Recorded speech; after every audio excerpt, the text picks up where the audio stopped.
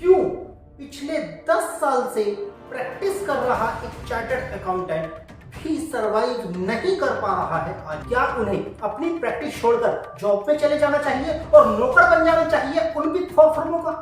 क्यों institute of chartered accountants of India practice को छोड़कर फोकस कर रहा है जॉब पर? एक तरफ बात होती है स्वदेशी की, एक तरफ बात होती है मेड इन इंडिया की, वहीं दूसरी तरफ बात हो रही है इंटरनेशनल फंडिंग की, बात हो रही है इंटरनेशनल इन्वेस्टर्स की, बात हो रही है बड़ी बड़ी मल्टीनेशनल कंपनियों के भारत में पैर जमाने की। बात कर रहे हैं आज हम हमारे ही प्रोफेशन में जो बड़ी फर्में हैं, चाहे वो पीडब्ल्यूसी की बात करें या ईवाई की बात करें, डिलॉयट हो या फिर हो केपीएमजी, तो ऐसी न जाने कितनी ही विदेशी फर्में इस समय भारत में अपने पैर जमा चुकी हैं, चाहे वो कंसल्टेंसी के रूप में इंडिया में आई या कैसी भी, लेकिन वो यहाँ आकर के वो सारे वर्क कर रही हैं जो यहाँ के चार्टर्ड अकाउंटेंट्स को करने चाहिए। अब मुद्दा ये है कि अगर इतनी बड़ी बड़ी फर्में, विदेशी फर्में बड़े इंफ्रास्ट्रक्चर के साथ यहाँ आकर के बिजनेस करेंगी, तो फिर ये जो छोटी और मीडियम साइज फर्में हैं, इन फर्मों का क्या होगा? क्यों पिछले 10 साल से प्रैक्टिस कर रहा एक चार्टर्ड अकाउंटेंट भी सरवाइव नहीं कर पा रहा है आज के दौर में? क्यों नए चार्टर्ड अकाउंटेंट्स को वो एवेन्यूज नहीं मिल रहे हैं, वो अपॉर्चुनिटीज नहीं मिल रही हैं जो अपॉर्चुनिटीज उसे चाहिए?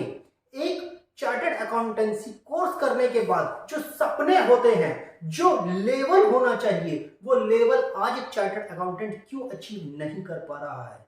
क्यों institute of chartered accountants of India practice को छोड़कर फोकस कर रहा है जॉब पर? क्यों सिर्फ इंडस्ट्री की रिक्वायरमेंट पूरी करने के लिए institute of chartered accountants of India अपने कोर्स को फ्रेम कर रहा है?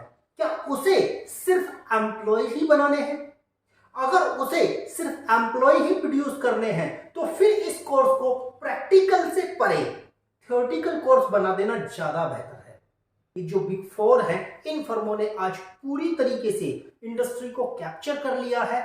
नेशनल और मल्टीनेशनल कंपनियां सभी इनके चंगुल में हैं। तो फिर जो हमारे देश का चार्टर्ड अकाउंटेंट है वो क्या करे? अगर आप टेंडर्स की बात करें तो टेंडर्स में भी ऐसी ऐसी रिक्वायरमेंट लगाई जाती हैं कि उन रिक्वायरमेंट को देखकर लगता ही नहीं कि ये टेंडर पब्लिक टेंडर है। उसकी रिक्वायरमेंट को देखकर ही पता चल जाता है कि टेंडर बनाया ही कुछ ऐसी फर्मों के लिए गया है जिन फर्मों को पहले से वो टेंडर मिल जाना है।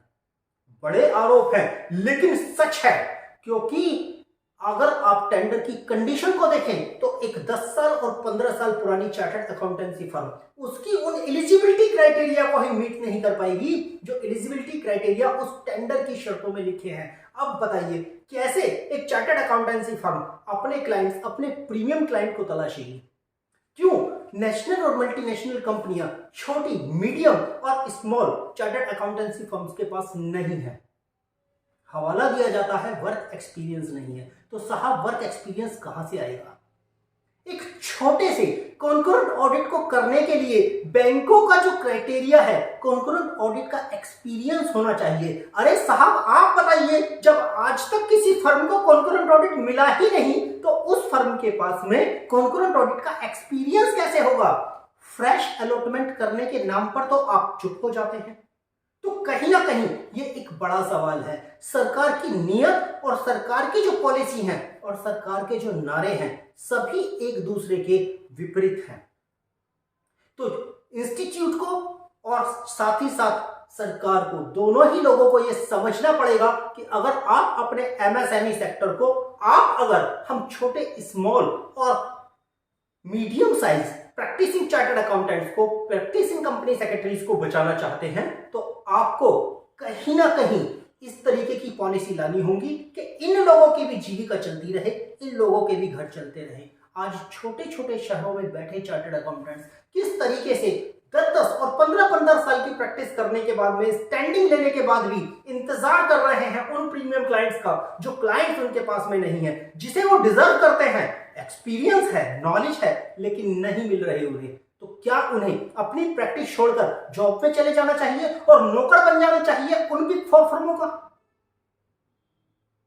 तो कहीं ना कहीं ये अपने आप में बड़ा सवाल है। ये मुद्दा हम लोगों ने उठाया है, आप लोगों को भी सोचना पड़ेगा और अपने इंस्टीट्यूट, अपने नेताओं से इस बात की मांग करनी पड़ेगी कि किस तरीके से आप पॉलिसी फ्रेम करेंगे। और ये बिग फोर क्यों हमारे देश में हमारे आर्टिकल्स को खा जाती हैं, हमारे काम को खा जाती हैं, सभी कुछ खाने के लिए तैयार बैठी हैं। आज मार्केट में आर्टिकल नहीं है, आर्टिकलशिप के लिए लोग बिग फोर की तरफ देखते हैं। क्यों? क्योंकि वहां एक्सपोजर अच्छा है। हमारी फर्मों में एक्सपोजर अच्छा क्यों नहीं है? इसलिए नहीं क्योंकि हमारे पास बड़े क्लाइंट नहीं, उनकी फर्मों में एक्सपोजर अच्छा है क्योंकि उनके पास बड़े क्लाइंट, बड़ी टीम है। क्यों है बड़ी टीम? जब हमारे इंडियन चार्टर्ड अकाउंटेंट्स को मौका नहीं मिलता विदेशों में जाकर प्रैक्टिस करने का, तो विदेशी कंसल्टेंसी फर्म कैसे भारत में आकर के कंसल्टेंसी प्रोवाइड करा सकती हैं? ये बड़ा सवाल है। और अगर उन्हें कंसल्टेंसी प्रोवाइड करानी है तो वो कम से कम इंडियन चार्टर्ड अकाउंटेंट्स को हायर नहीं करेंगी। ये होना चाहिए क्योंकि इंडियन चार्टर्ड अकाउंटेंट्स की मार्केट इंडियन चार्टर्ड अकाउंटेंट्स की है और उस पर उन्हीं का हक होना चाहिए। आप चंद रुपये देकर उन्हें सिर्फ एम्प्लॉय बना रहे हैं।